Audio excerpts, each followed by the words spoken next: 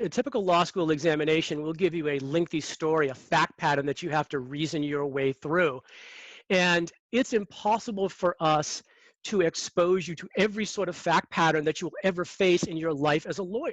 So we're giving you these thorny problems so that you can see and explain to us what you think an approach would be to resolving it.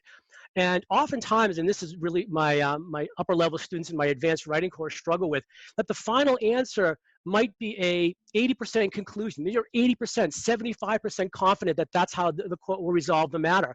That's what you should be conveying in your writing, is that, hey, this is a reasonably strong conclusion, but the alternatives have some merit as well. And that's why many cases never go to trial and resolve well before that, because both sides recognize that there are some weaknesses in their case, and let's settle things before we ever get to trial. It's funny. I was just saying the exact same thing earlier today when it comes to the LSAT writing sample. How the LSAT writing sample, they want you to recognize that it's nuanced and it's not one option clearly being better than the other. If you say option A is great and option B is terrible, you're failing to consider that, there are pros and cons to both options. Right. And in our, in writing at the law school level, one thing I try to point out to students is, again, we'll be giving you a lengthy fact pattern. Almost every fact in that problem is meant to be in your answer at some point and discussed.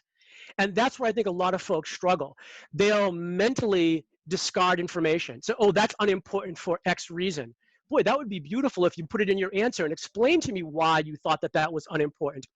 And if you did, you would get a much better score on your exam. Or maybe even if you put it in there, as you begin talking it through, you'd recognize, wait a minute, that's actually more powerful than I first realized.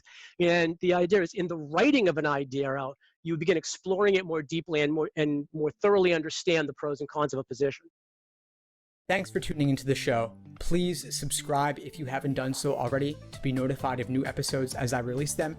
And feel free to reach out if you need anything at all as you move forward with your prep. I'm happy to help however I can. In the meantime, I'll wish you all the best and take care.